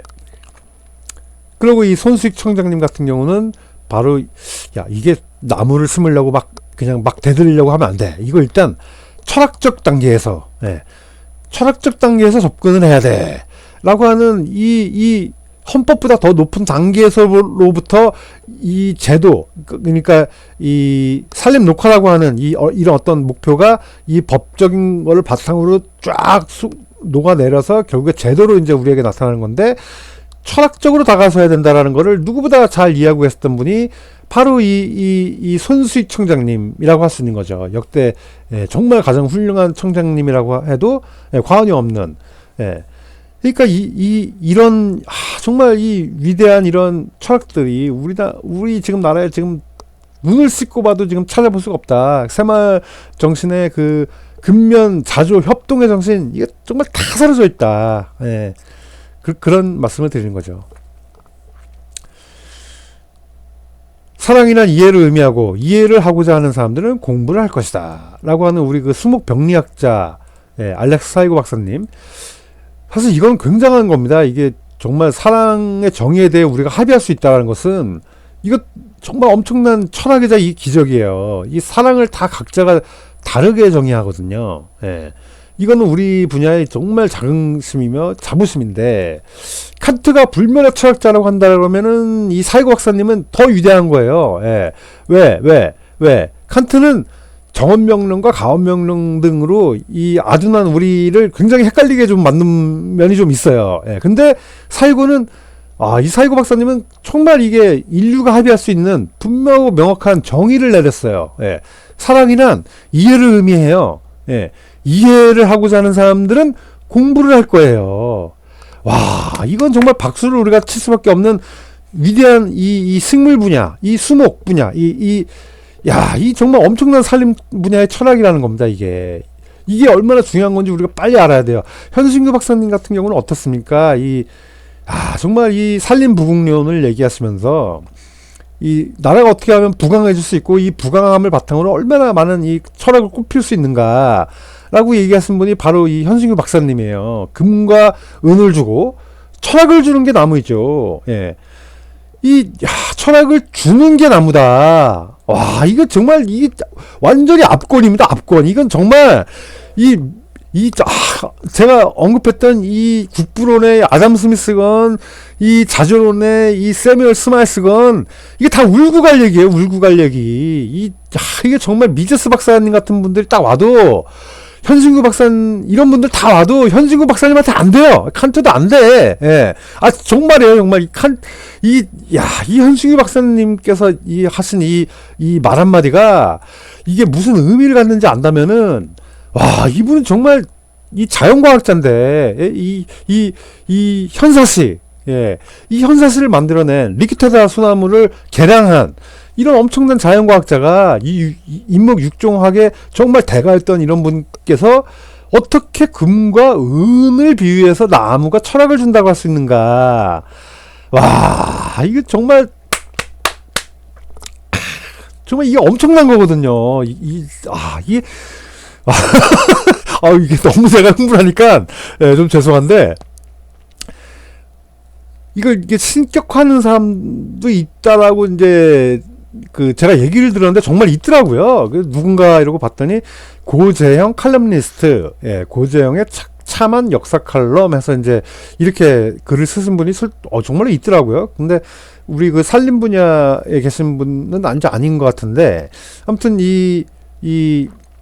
우리나라 세계의 자랑거리는 경제 발전이 아니라 산림 녹화 사업이다라고 얘기를 하세요. 근데 이제 이분도 그 경제 발전의 이면에는 너무 어두운 그림자가 많다, 뭐 이렇게 보시는데, 물론 여기에 대해서 이견이 좀 있을 수 있지만, 박통의 공을 높이 평가한다. 군 출신의 그가 아니었다면 어느 누구도 할 수 없는 그 뚝심으로 이뤄낸 성과다. 이 산림 녹화는 우리가 자랑할 건 경제 발전의 개념이 아니라 산림 녹화 사업이다.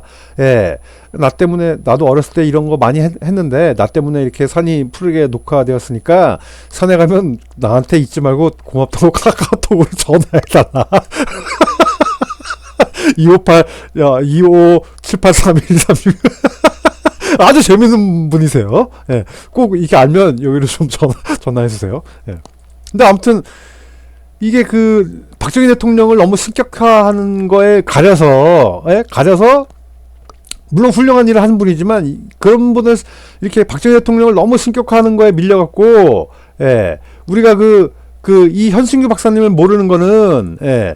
이런 분을 너무 신격화를 또 하다 보니까, 이 현승규 박사님을 모른다는 거는, 이게 수치다, 수치, 국민의 수치라고까지 얘기를 하시는 분이 이분인 거예요. 물론 이제, 물론 저랑은 좀 이게 결은 달라요. 생각은 다른데, 이 신이라고 평가를 이제 하는 이런 거는, 이 공화국의 개념에서 맞지 않는데, 뭐 이런 분도 계신다라는 거예요. 제 얘기가 아니라, 예. 아무튼 이분의 생각에 동의한다는 뜻이 아니라, 정말 이런 분도 있네. 이렇게 신으로 자꾸 추앙을 하는 분도 있네. 뭐 이제 그러는데, 아무튼 우리는 그거는 둘째치고 이 말을 정확하게 이해를 해야 된다는 거죠. 이 산림부국론, 예, 이게 이제 국부론 뭐 이제 이런 뜻인데 우리는 정말 이 애덤 스미스의 국부가 이제 무엇인지 잘 몰라요. 그러니까 이 애덤 스미스가 나오기 이전에 이거 뭐 아담 스미스라고 있는 게 맞는지 애덤이 맞는지 애담이 맞는지 저는 표기법도 모르는 사람인데 아무튼 이게 너무 사람들마다 다르니까 예, 어떻게 표기해야 될지도 저는 잘 모르겠어요. 예, 뭐 요즘에는 애덤 스미스 이렇게 읽는 분도 많으신 것 같더라고요. 예, 아무튼 예, 이게 중요한 게 아니니까. 근데 그때 당시에는 아무튼 이 금과 은, 이 화폐의 개념으로 이 국부를 봤어요. 금과 은을 늘리는 게, 국부를 늘리는 것이다. 그 당시 유럽 사회에 이제 그 국부의 개념은, 예, 금과 은을 많이 늘리는 게 국부였던 건데, 애덤 스미스는 그렇지 않다. 근로 생산성을 늘리는 것이야말로 진정한 국부인데, 그 근로 생산성을 늘리려면, 이 동기부여, 소비자 욕구, 시장 작동 원리를 올바로 이해해야 된다. 예? 이 양주잔 주인, 푸치칸 주인, 빵집 주인의 그들의 이익을 위한 그들의 고려가, 예, 그들의 고려가 우리를 먹고 살게 하는 거다. 그들의 자비심이 아니다. 그들의 이익을 위한, 그들 스스로의 이익을 위한 그들의 충분한 고려, 그 고려가 기아를 없앤다. 약자를 없앤다. 그런 빵집 주인, 푸치칸 주인, 양주장 주인이 세상을 더 나아지게 하는 사람들이다. 우리는 법치주의자들은, 법률가들은 그런 빵집 주인, 푸치칸 주인, 그러니까 옛날 말로 따지면 백정, 뭐 이런 사람들이에요. 이런 백정들을 우리가 뒷받침해줘야 된다. 예. 그게 바로 이 국부론이라는 겁니다. 국부론인데 그 국부론을 이해하기까지 나무를 열심히 심다 보면 이 철학을 나무가 준다. 예, 우리가 막 열심히 공부해야 되는 게 아니라, 예, 나무와 함께 하면 이 나무가, 이게 주는 거예요, 나무가. 우리가 이거 막 찾아가는 게 아니라 수동태로 온다라는 거예요. 예. 자, 그러면은, 이게, 엄청난 이 공화주의와 바로 연결되어 있는 거예요. 이 철학을 주는 게 나무라고 할 때는. 이 경제학자들은 우리 같은 그 나무를 이렇게 깊이 연구하는 사람들을 저게 뭐 미신행위지 뭐 나무를 뭐 보고 뭐 무당들이 와갖고 구신하는 걸로 이렇게 생각하면서 이런 사머니즘에 빠져 있는 거다 막 그러면서 이 경제학자들은 이 나무를 정말 깊이 있게 공부하는 사람들의 이 노력을 이렇게 좀 폄하하는 경향이 좀 있는데 이게 그런 개념이 아니라 이런 정말 공화주의라고 하는 이 신과 나무 그리고 그 과정에서 인간이라고 하는 이 존재가 결국에 이 나무를 통해서 연결될 수 있는 고대 사람들의 그 생각으로부터 지금에 이르기까지 이 무궁화 정신, 후대로 연결되는 이 무궁화 정신이 결국에 나무랑 함께 해야, 이런 우리가 일련의 철학 체계를 이해할 수 있다. 금과 은을 줄 뿐만이 아니라 나무는 금과 은을 줄 뿐만이 아니라 이 고전 경제학에 말하는 이 국부를 늘릴 뿐만이 아니라 이 비유가 그냥 금과 은일 뿐이고 이게 국부라는 거예요. 국부.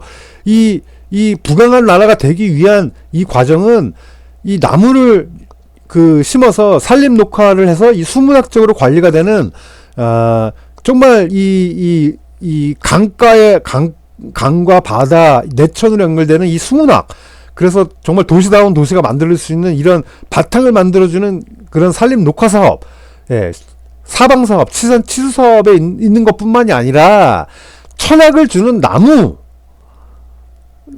아낌없이 주는 나무인데 이 나무가 철학도 준다. 이 어떤 물건만 주는 게 아니다. 예. 이 어마어마한 이 공화주의의 이 뭐라 그래야 될까요? 정말 깊은 철학. 예. 예, 기본이라고 할 수 있는 이 부분을 이 현신구 박사님께서 짚으신 거다. 이게 얼마나 대단한 이 철학인 거냐, 위대한 철학인 거냐. 이거를 우리가 이제 빨리 배워야 된다라고 하는 거죠. 예. 자, 지금 1시간 30분. 예. 여기까지 해야 되겠네요. 예, 여기까지 해야지 너무 이제 길면, 예, 아무도 듣지 않으니까, 저에게 사실 그 주어진 시간이, 1시간 반 정도의 그 발표 시간으로 우리가 배정이 되죠. 예, 1시간 반이니까. 더 하고 싶은 얘기는 있는데, 이게 제가 너무 길게 하면 안 될 것 같아요. 그래서, 딱 지금 1시간 30분 46초 이렇게 되고 있는데, 예,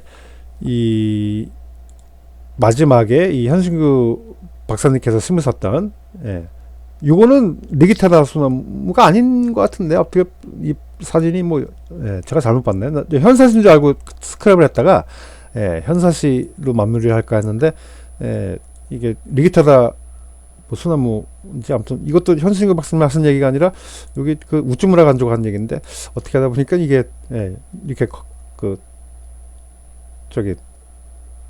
캡처가, 예, 그렇게 됐네요. 예.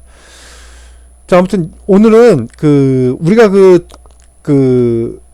우리에게 분명히 있었던 이런 정말 소중한 철학들이, 예, 우리에게 분명히 이런 철학이 있었는데, 이런 정말 훌륭한 철학들을 구한말 시계로부터, 예, 그래서 다시 우리 이 대한민국에 올 때까지, 예, 그 중심에 이 현신구 박사님이 계셨다. 예, 빨리 우리가 현신구 선서 같은 것도 하고, 예, 하면서 이 자유주의 가치를 우리가 빨리 이해를 해야 된다. 예, 왜? 이 굉장한 철학적 바탕이 근거가 다 있었는데, 300년 전에 이미 칸트가 이렇게 해놓았는데, 예, 우리가 이걸 하지 않으면 되겠느냐. 예? 이 무궁화 정신, 우리 아주 고대로부터 계속해서 이어져 왔던 이 무궁화 정신을, 예, 우리가 무궁무진하게 꽃피워야 되는데, 오히려 이 무궁화를 박살내버리고 있는 겁니다. 지금 우리가 이렇게 박살내고 있는 거예요. 다 없애버리고 있는 거예요. 우리가 지금 큰일 난 겁니다. 지금 우리나라가. 예, 그러니까 빨리 이 훌륭한 철학들을 우리가, 예, 빨리 복원을 해야 된다. 예. 제가 이 컨트롤 Z 이거 배웠지. 컨트롤 Z 이렇게 하면은 이게 없어져요. 지난번 그걸로 가요. 예. 이거 근데 너무 많이 가면 안 되는데. 그냥 언제 이렇게 냅둡시다. 예. 저장은 안 하면 돼. 예. 자, 아무튼, 예. 우리의 철학. 예. 철학을 정말 깊게 좀 우리가 생각해 봐야 될 필요가 있다. 예. 그런 얘기로, 예, 이번 시간을, 예, 마무리하도록, 예, 그렇게 하겠습니다. 예, 끝까지 들어서 정말 감사하고요. 제가 설명을 하는 과정이 굉장히 흥분돼 있었을 거예요. 예. 왜냐하면 이게 완전히 철학이 좀 무너져 있는 상태였다 보니까, 그냥 이렇게 점잖게만 좀 하기가 너무 좀 어려웠죠. 예, 너무 어렵고, 정말 할 얘기가 너무 많다 보니까, 예, 제 주제도 이제 모르면서 좀 꼴값을 떨었습니다. 예, 많이 꼴값을 떨었고요. 그런 점에 대해서는 제가 좀 사과를 좀 드릴게요. 예, 사과를 좀 드리고, 아무튼 이런 인식이 또 있구나, 이렇게 좀 좋게 좀 봐주셨으면, 예, 정말 감사하겠습니다. 예. 그럼 이만 하도록 하겠습니다. 예, 감사합니다.